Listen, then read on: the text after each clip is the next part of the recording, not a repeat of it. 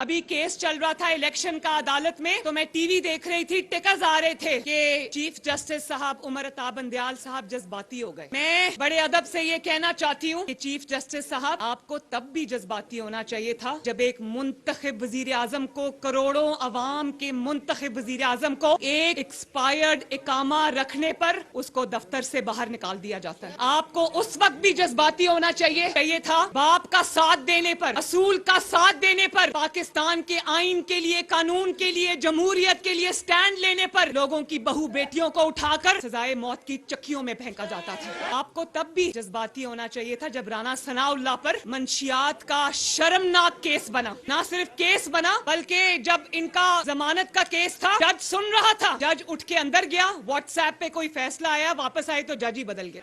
पाकिस्तान की, मेरे भाइयों, आप सबसे बेहतर ये बातें कोई नहीं जानता कि पाकिस्तान की 76 साल तारीख में 40 साल पाकिस्तान के अंदर आमरीत रही है।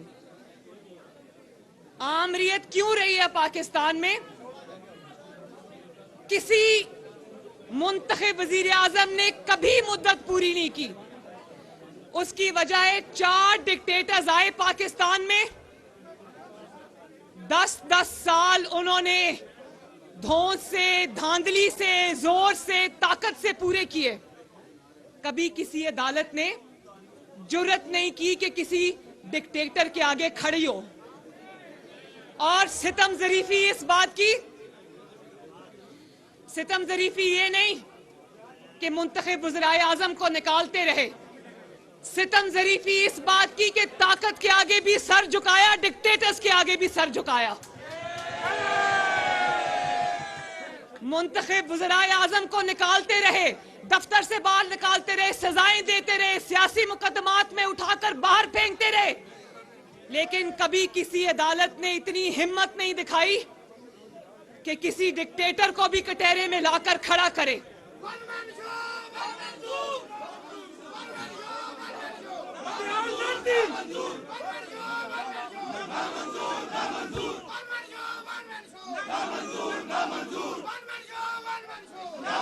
और सितम ज़रीफी ये नहीं कि डिक्टेटर्स के आगे खड़े नहीं हुए, उनके आगे बंद नहीं बांधा।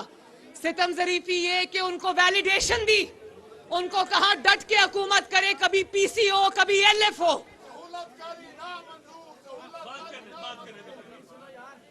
जब निकाला, मुंतखब वजीर आजम को निकाला।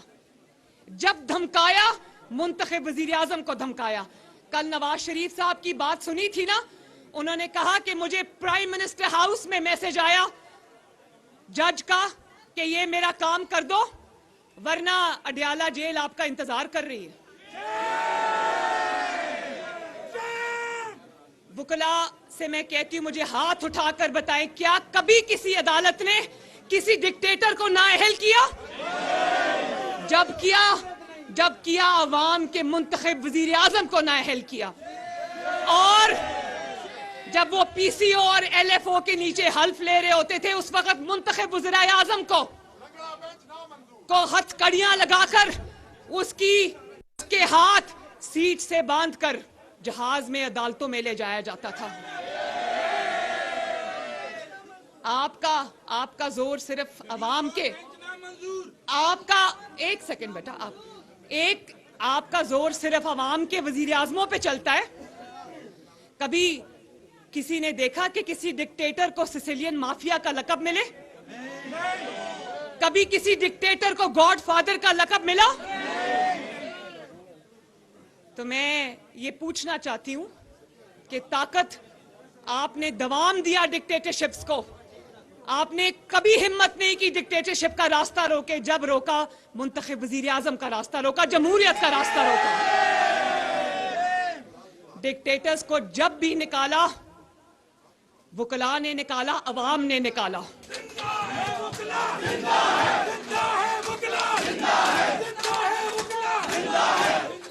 और आप सब लोग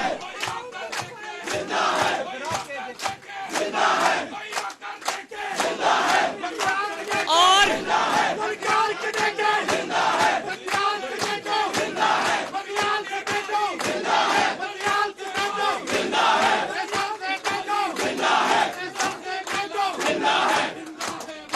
आप सबसे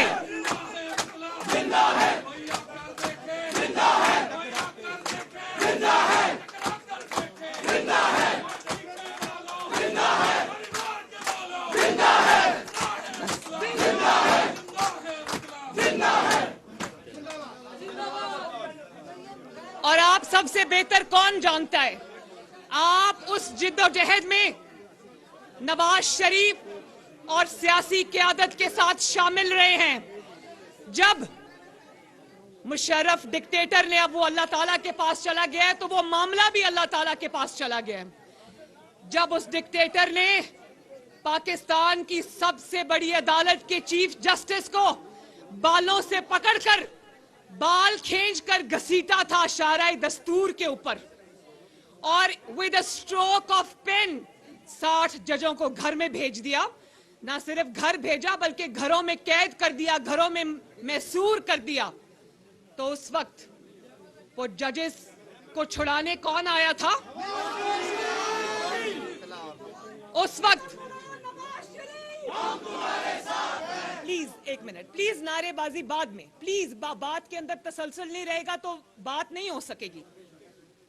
उस वक्त भी अदलिया को एक डिक्टेटर के जुल्म से बचाने के लिए नवाज शरीफ एक अवामी वजीर आजम सामने आया, अवाम का नुमाइंदा सामने आया, और वकला ने साथ दिया और अदलिया बहाल हुई, जजेस बहाल हुए, अदल बहाल हुआ। तो मैं और आप ये देखें कि पाकिस्तान की तारीख में पहली मर्तबा एक जज ने जुर्रत की, अल्लाह ताला उसको करवट करवट जन्नत नसीब करे, सेठ वकार,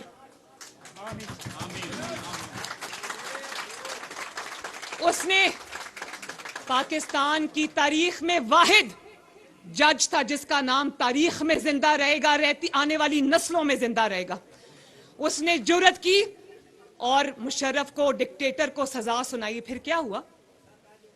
फिर इन्हीं अदालतों की नाक के नीचे वो अदालत जिसका जज सेठ वकार था, उस अदालत को लपेट दिया गया। उस अदालत को सफाई हस्ती से मिटा दिया गया। ये 1970 या 60 की बात नहीं करी, अभी चंद साल पहले की मैं बात कर रही हूं। और फिर जब ये, अभी वो भी बात करते हैं, जब ये अभी केस चल रहा था इलेक्शन का अदालत में, तो मैं टीवी देख रही थी, टिकर्स आ रहे थे कि चीफ जस्टिस साहब उमर अता बंदयाल साहब जज्बाती हो गए। मैं बड़े अदब से ये कहना चाहती हूं कि चीफ जस्टिस साहब, आपको तब भी जज्बाती होना चाहिए था जब एक मुंतखब वजीर आजम को, करोड़ों अवाम के मुंतखब वजीर आजम को एक एक्सपायर्ड इकामा रखने पर उसको दफ्तर से बाहर निकाल दिया जाता है।